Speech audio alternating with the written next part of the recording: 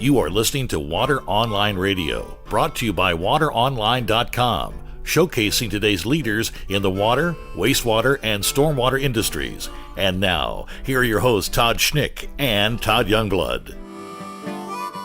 All right, and welcome back to Water Online Radio, and we're broadcasting this special edition from the Water Quality Virtual Conference and Expo. I am your host, Todd Schneck, joined by my friend and colleague, Todd Youngblood. Todd, I always enjoy every conversation we have on this show, but I have a feeling we're going to really enjoy the one we're about to engage in. Well, it's yet another spin on the industry, and with all the technology kind of things we talk about, it's going to be interesting to see what this lady has to share with us. Yeah, no, I'm looking forward to it. Say hello to our guest. Her name is Dr. Donna Vincent Roa. She is a water sector communication expert and managing partner of Vincent Roa Group. Donna, welcome to the show. Thank you very much. It's a pleasure to be here. Now, the pleasure is ours, I assure you. Donna, before we get into our conversation, take a quick second. Tell us a little bit about you and your background.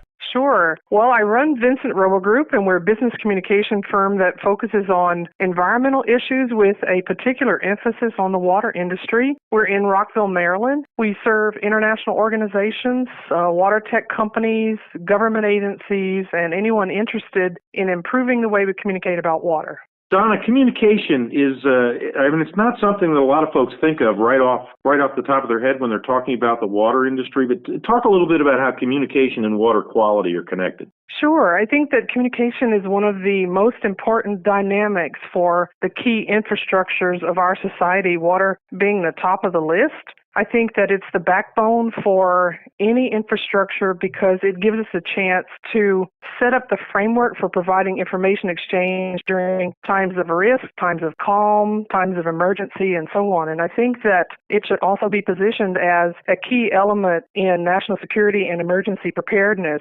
for the sector. I think that communication is also a driver in influencing water sector security. How is this linked to water quality? I think we need big picture thinking to show how communication can support the issue of water quality. This would require three things: making sure that we change the language of water so that any stakeholder group can understand it, moving complexities in our language, engineering speak, if you will, and changing that to more lay language so people can understand. When we hear about red worms in the water quality supply or cryptosporidium, how can we change that language to be able to inform people in a very, shall I say, pedestrian way, but an informative way? Secondly, I think it's important for us to address the knowledge gaps of the general public and make sure that we feed appropriate information to make sure we have a water-aware general public. Thirdly, it's important for us to treat water as a true brand in the marketplace. As communicators, we need to make sure that product quality, water quality, is a key criteria in the way that we communicate about water. As you well know, water utilities are a business. They should be treated and seen as a business, and communication is a key function in any business. We can use communication to raise the profile of water quality issues and, more importantly, the good work that water utilities are doing. Donna, I feel like 95% of the world's problems, from government to business to societal woes, all stem from poor and weak or lack of communication. So you've got no two bigger advocates for improved communication than Todd and I. But who are the people or the groups, the organizations that need to become more vocal, in addition to who should be more listened to in big issue discussions around water? You know, with this question, I think you hit the nail on the head. The being more vocal is key. I think if you look at historical evidence of communication, when it became a very strong discipline, in early days it was called propaganda. But if you look at the early development of the communication discipline called agricultural communication, this was a time where communication supported developments, technology, information in the agrarian society that we have. That was about 100 years ago. Well, I'm going to advocate that we need a new discipline. We need to have water communication as a discipline that we study, that we have in universities. We need to be able to prepare communicators to be at the forefront of water discussions to adequately serve the industry. I think that this is a gap that needs to be addressed. Secondly, I think we need to change the way that we communicate about water from a research perspective. There's lots of really valuable research being done on water in many different organizations. For example, the Water Research Foundation, other private firms that are focusing on water issues. Our need to communicate or take lessons and best practices from science communication and apply those to water communication. We also need to look at the role of communication and branding for innovative and disruptive water technology companies. There are some companies out there that have technologies that could in fact be applied in situations, but because of their lack of awareness raising or branding for that particular product, they're on the fray of innovation. Any news channel that you see on television, Channel 7, Channel 9, they have sports desks. I look at that and I think, we report on sports. We also report on weather, but can we not have a water desk? Can we not shift the way we begin to communicate about something that's so important? I keep hearing the question, why isn't water sexy? Well, how can we make it that way? I think this is a key job of the communicator. We definitely need a paradigm shift. The media can play a role. I think with all the changes in the channels that are available, the different changes in media organizations, the paradigm shift in how we define journalism, all of these changes suggest to me that it's a time where it's right for plugging water and making sure that we create vocal ambassadors for water across all levels of society.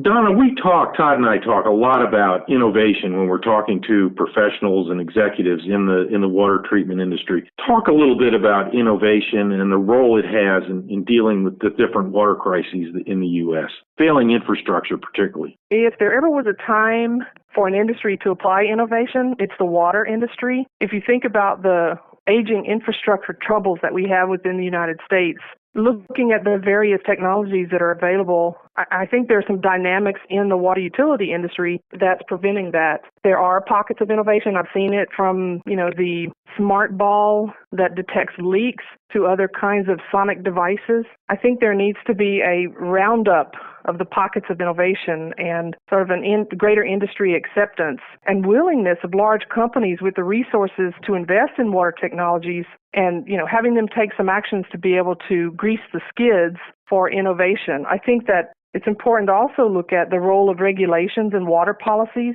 and then the impact of the large engineering firms on innovations.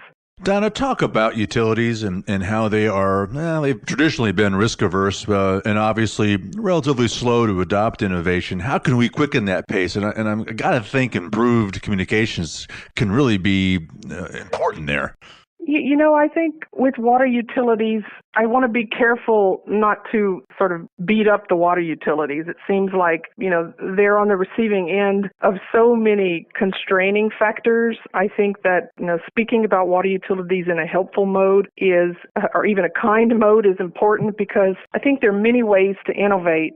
Looking at the non-tech areas first, there's human resources and management, executive leadership, succession. I know that there are some industry-wide training opportunities. I think the LIFT program or water leaders programs put on by the Water Environment Federation, for example, good initiatives in looking at training leaders within the context of water utilities.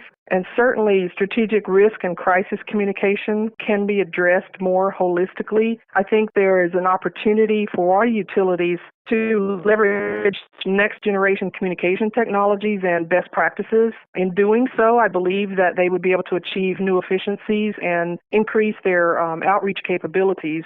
Another area of growth would be improving the way that they deliver communications, both in the quality and the timeliness, and then looking very specifically at the engagement and communication between utilities, partners, and other stakeholders, such as local emergency management authorities and customers. So sharing best practices and lessons learned across water utilities and understanding what's working.